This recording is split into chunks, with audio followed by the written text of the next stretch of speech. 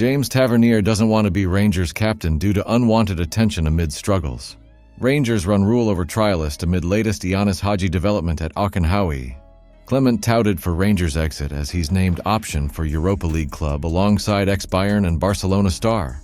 Rangers' investment verdict issued as full takeover called for at Ibrox amid Far East interest. Michael Stewart scoffs at Nadim Badrami signing with potential Rangers catastrophe in the air. I want to hear your opinion, fan. At the end of the video, after all the controversies, drop your comment here, leave that like, and let's get started. We are the people. James Tavernier's role as Rangers captain has certainly been a hot topic of conversation, especially as his form this season has been below par and the pressures of the armband seem to be weighing heavily on him. According to Kevin Thompson, Tavernier might secretly prefer to avoid the spotlight that comes with being the captain at a club like Rangers, where the scrutiny is constant and unforgiving. The 32-year-old defender has had his fair share of criticism, particularly after Rangers' poor start to the season, which included a rough Old Firm defeat. Tavernier even faced abuse from fans outside Rangers, and there's been talk of a move to Turkey, with both Trabzonspor and Besiktas previously showing interest. Thompson's comments suggest that while Tavernier might take pride in the role, he may not relish the added attention that comes with it, preferring to go about his business with less focus on him personally.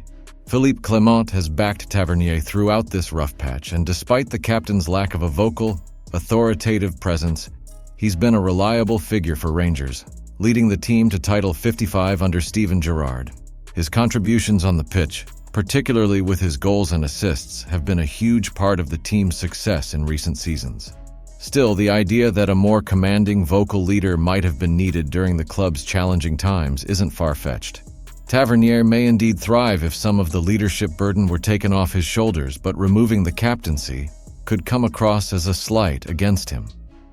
It's clear that Tavernier has done his best in the role, and any potential change would need to be handled delicately by Clement. The January transfer window might yet offer a solution if interest from Turkey re-emerges.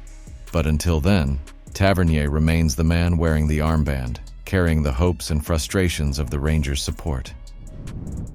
It looks like Rangers are keeping their options open as they run the rule over a Trialist in their B-team clash against Huddersfield Town this morning.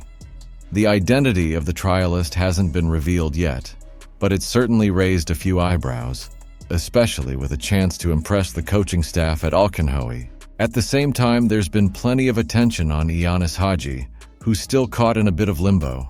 After failing to secure an exit over the summer, Hadji's been left out of the first-team picture, with Philippe Clement clearly not seeing the Romanian as part of his long-term plans.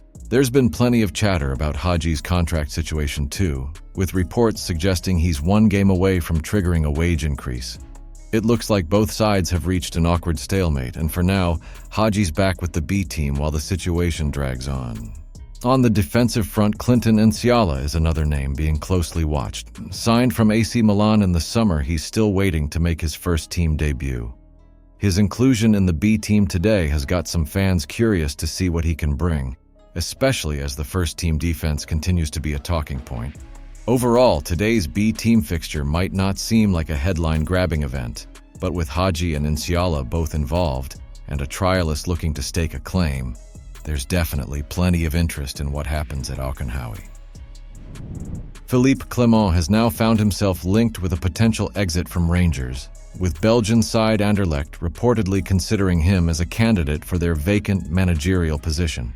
After a challenging start at Rangers, including disruptions off the pitch and a 5-point gap to Celtic in the Premiership, Clement's name has come up back home as Anderlecht look to replace their recently sacked manager, Brian Reamer.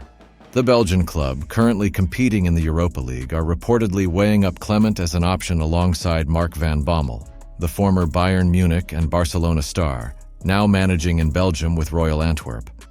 Clement's history managing and playing for Club Brugge could be a sticking point for some Anderlecht fans, but his reputation for playing modern, attacking football could make him an attractive prospect for the Brussels club. Despite these links, it's worth noting that Clement only signed a contract extension at Rangers until 2028 just last month, and leaving now would be a surprise. That said, it all comes down to how Rangers and Anderlecht see the situation. whether the Belgian giants would be willing to negotiate, and if Clement himself would be interested in a return home. There's a growing call for Rangers to resolve their fragmented ownership structure, with pundits Peter Martin and Tam McManus agreeing that a full takeover by a single entity or individual is necessary to help the club move forward. The current situation, with multiple key shareholders holding sway, is seen as holding the club back. Martin believes that having 4 or 5 people looking to take the reins creates division and prevents a clear, unified direction. McManus echoes this sentiment, stating that Rangers need one clear leader to make the decisions. Both referenced former chairman Dave King, who has been vocal about wanting to return, but it's clear that the current board, including interim chairman John Gilligan, doesn't appear to welcome that possibility. Gilligan's response to King, urging him to behave like a proper shareholder, shows the tensions behind the scenes. Foreign investment, particularly from the Far East, has been mooted as a potential route forward, with rumors of interest from Saudi Arabia and the USA. However, McManus cautions that it's crucial any incoming money is used wisely. The financial gap to Celtic continues to widen, making investment more vital than ever. But there's also the danger that Rangers could fall into the same traps as other European clubs, which have struggled under foreign ownership when the money isn't handled properly. A full takeover by a reliable, competent investor could offer the stability and financial backing Rangers desperately need to compete at the top level again. But, as ever, caution must be taken to ensure the right people are involved and the club doesn't become a victim of hasty decisions. Michael Stewart has certainly taken a dim view of Rangers' current form and new signing Nedum Badrami, suggesting the club remains a million miles away from where they need to be. Despite back-to-back wins against Dundee United and Dundee, Stewart's skepticism centers around whether these victories are merely papering over the cracks, with a sense that disaster is always just around the corner. Badrami, a £3.4 million signing from Sassuolo, was brought in with hopes of injecting some much-needed creativity and impact into the team. But Stewart doesn't seem convinced he'll live up to the high expectations. He sees the Albanian as a nice technical player, but not necessarily the type of transformative signing Rangers need to close the gap on their rivals. Alan Hutton tried to inject some positivity into the conversation, but Stewart remained unconvinced. The wider point Stewart's making is that even with a few decent results, Rangers still feel fragile, with a catastrophe never far off, a situation that's arguably worsened by the growing pressure surrounding Philippe Clement's tenure. The defeats, particularly to Celtic, have left a lasting scar, and it's going to take more than just a couple of wins to heal that wound.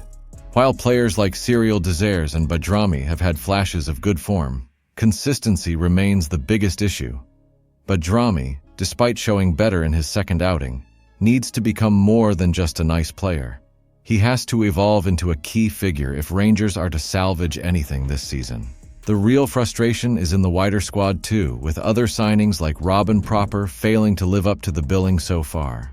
Encouragingly, the younger recruits, Connor Barron, Jefte, and Hamza Igamane, have shown flashes of promise, but it's clear that the established big-money signings need to step up if the club hopes to turn things around. In a season that's already seen stumbles and setbacks, every match feels like it could tip the balance one way or another. Rangers need a run of consistent performances and results to silence the critics, but as Stewart says, the threat of a collapse seems ever present. I'll be back with more bombastic and exclusive Rangers news at any moment. If you don't want to miss any, just hit the like button and subscribe to our channel, alright? We are the people.